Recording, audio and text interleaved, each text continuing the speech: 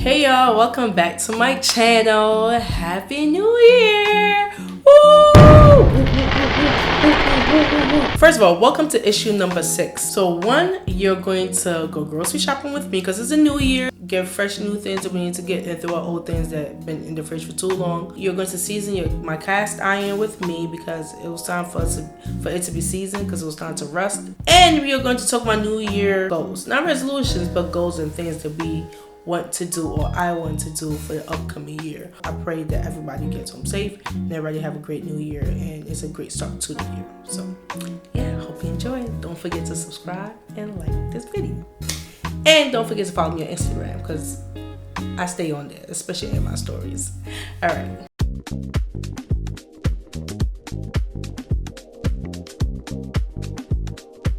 Kiwi. Superfood. All the vitamin you need. Just in case you know, now you know. I love these. They're so good. They're so expensive. I love them. It's $3.50 for one single one. When you get it, make sure you got a stick on it because that means that they could put the non-organic one in the organic section and you're paying organic money for non-organic. My favorite. So good. Okay, so Moroccan olive oil is really, really good. It's very smooth. It's very smooth. It's very smooth. Like, I really like it. The dilemma. It's not organic. The other one is organic, but I love the taste of Moroccan olive oil. So what should I do? This one's $2 cheaper. This is $16. This is $13. Actually, it says $3 cheaper. Same size. I'm gonna do what I usually do. I'm gonna put both in my cart and I'm gonna figure it out as I go.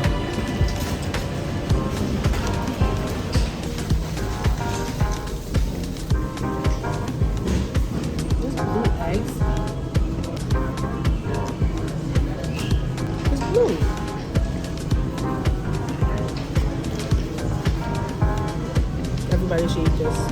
It's very digestive. Probiotics, okay? You know, you take it in pill form or you can drink it. The Whole Food brands is actually cheaper than branded stuff, so if you go to Whole Foods, just get $3.65. It's cheaper. Go with breast milk. You need some breast milk production? Oats. It'll help with that. So we are done. We had a budget. Sometimes I'll be like, we're probably gonna be $100 under, but inflation, it never was, okay? It's just, but like I said, you save money if you get the Whole Food brands, okay? It's always cheaper than regular brands.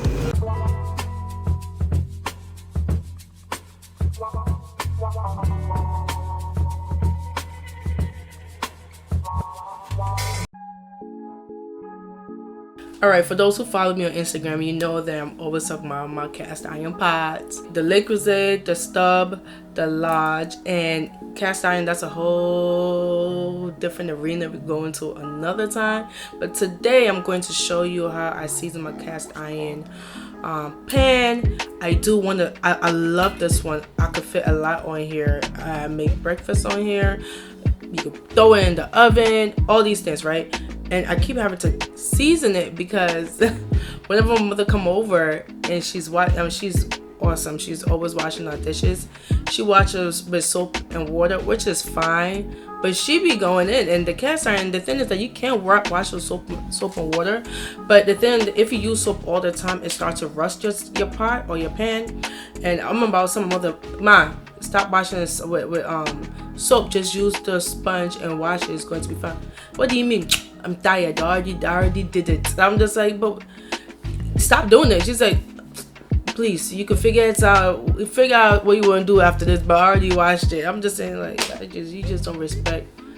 You don't respect anything I gotta say because you just do whatever you want to do. So because of that, it has rusted. So I have to re-season it, and yeah. So this whole video is to show you how to season my cast iron.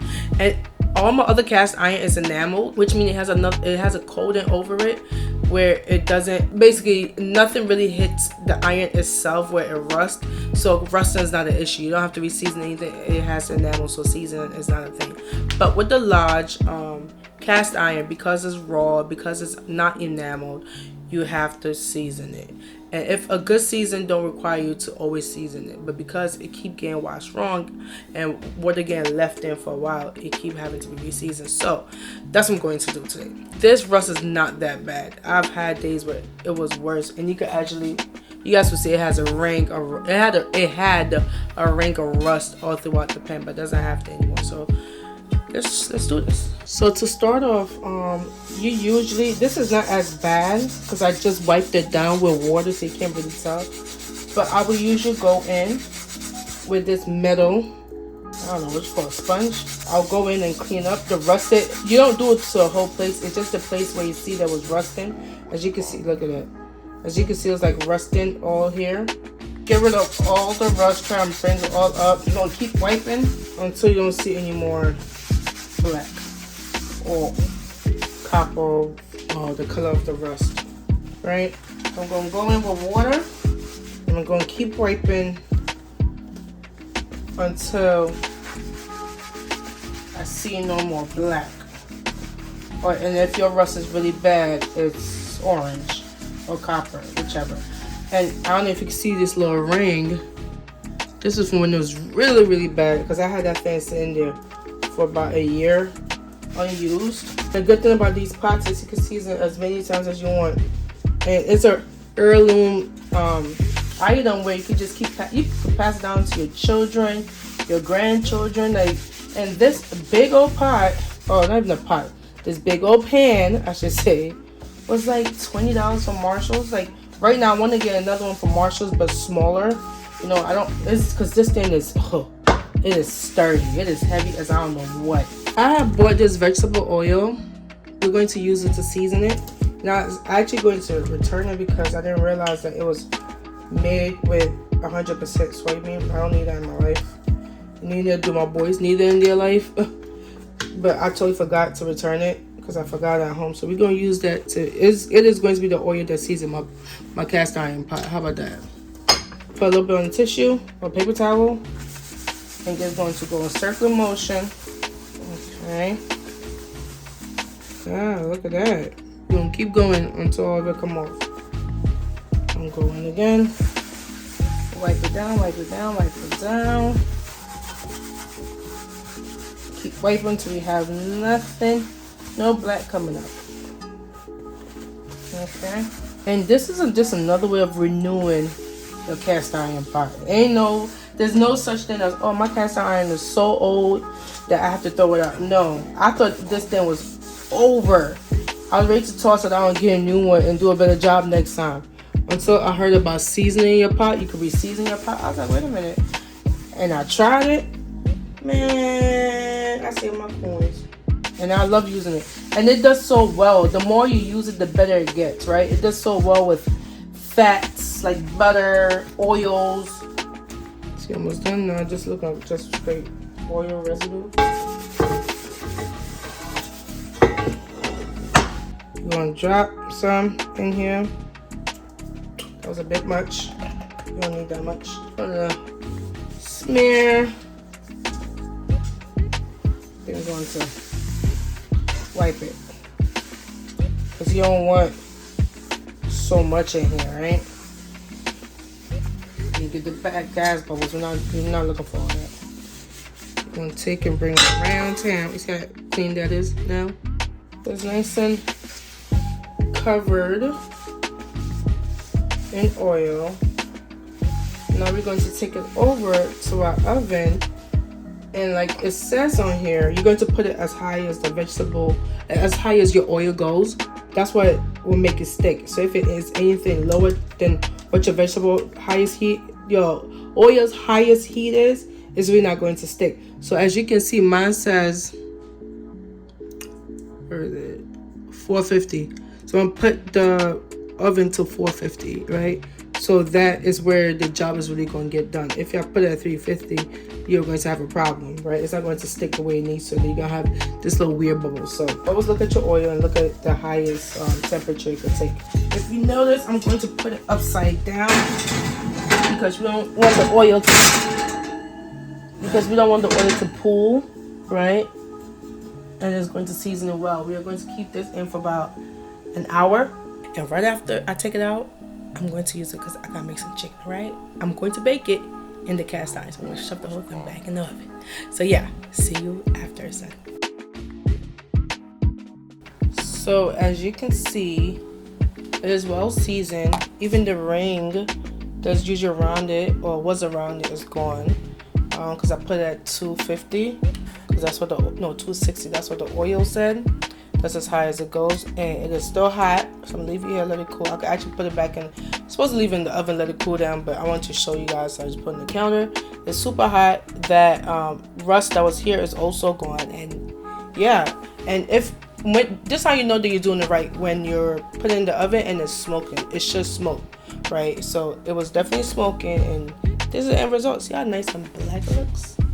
And now I'm about to cook it. And this week's favorite is the Aesop mouthwash.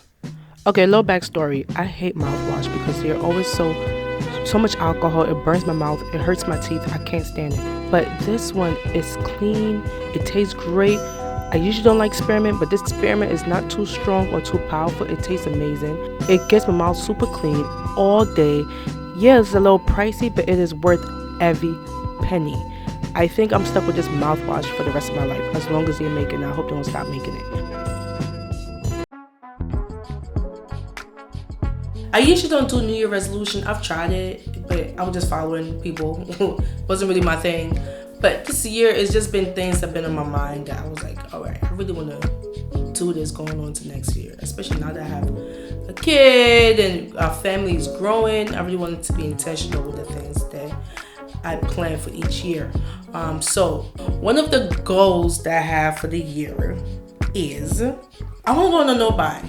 And not necessarily saying that I would never buy a single thing. That's just not realistic, all right? I want to be intentional on what I buy, right? I don't want it to be like, oh yeah, it's a sale, so I have to buy it. That's not the case, right? There are things that I like, and I've had a wish list of things that I wanted, luxury things I wanted, regular things I wanted for many years, and I just check it off as I purchase it. The list is getting shorter and shorter, and you get the urge from time to time to like add something new to it, but you know dang on what, you don't really need that thing. I mean, on the wish list, it's not anything that you need, it's things that I just want. But I will get the urge to add things that I'm not crazy about, but I do like it, and I'm like, if you're gonna charge that much money for something I just like, I don't want it. I want to just get the things that I'm like, this is unique. I don't have something like this in my arsenal, whether it's in my closet, in my kitchen, in my home, whatever it is. I really want to buy something I'm just like crazy about, like, and love deeply. Like, there's certain things that I just love, like our dining table chairs. I love those chairs, like love them.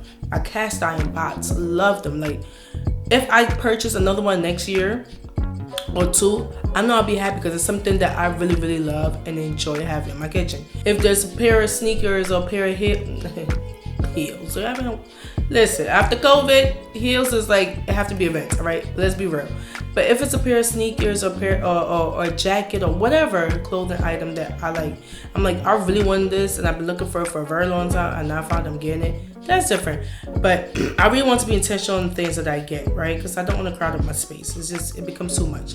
And then on top of that, me and my husband, we both love like vintage pieces because we love the craftsmanship of how things were back in the day compared to now. Now it's just like fast everything, right? The quality is not the same.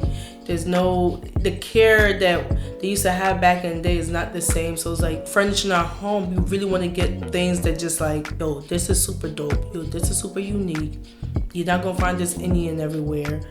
Let's get it regardless of the price, if it's reasonable, obviously. So really want to be intentional with that and slow down my buying and really purchase what is needed, one, and things that I truly love, and not like, yeah, it's cool. I don't want it, it's cool. I want to, this is fire. Like, or yo, I really needed that, right? So some things like that. So I'm going to get back in that creative bag, as they say nowadays, and really buy things that are creative, they're unique, that you can tell whoever made it took their time on it. So that's one. Another goal I have for this year is self-care. Self-care, I know you've been hearing self-care for so long. And oftentimes, for many years, my self-care has just been skincare.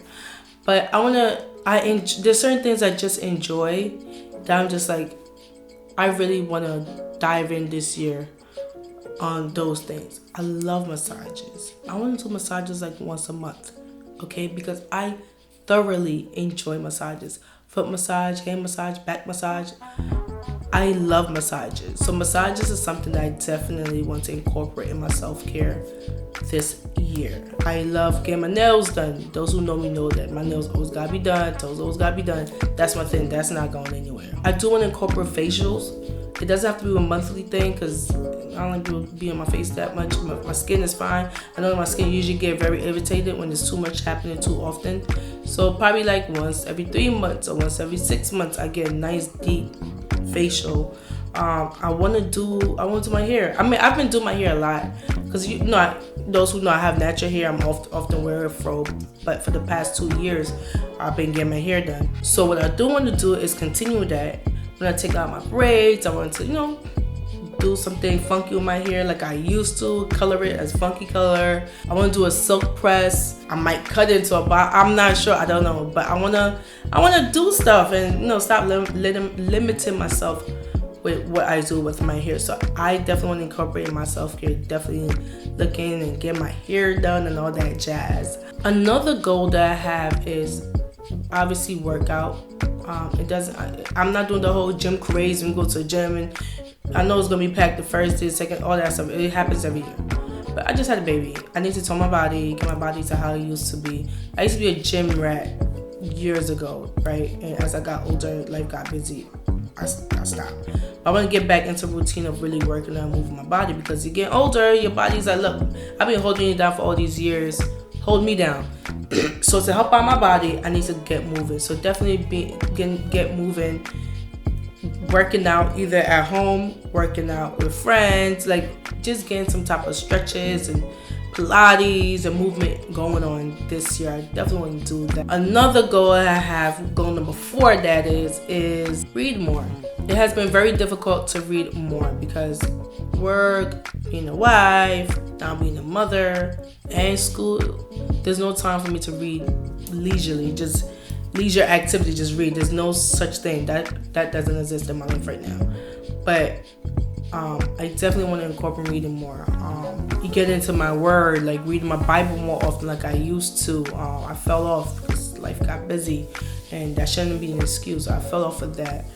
I used to read my little novel books, fell off for that. So I definitely want to incorporate reading more this year. I want to make measurable goals, achievable goals.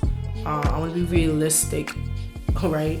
I also want to understand that life is busy. So if I do, fall sometimes, as long as I can get myself back up and keep it pushing, that's all that matters. So those are my goals for the new year. What are your goals for the new year? I need to know. I want to know. What are some of your plans for the new year? What are some of your goals for the new year?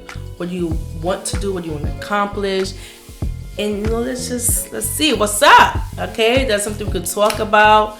Share. I know people do vision boards. I'm not there. I'm not that. That's not my personality. I've tried to do join vision board parties. All that did was just annoy me and irritate me and just bore me, really.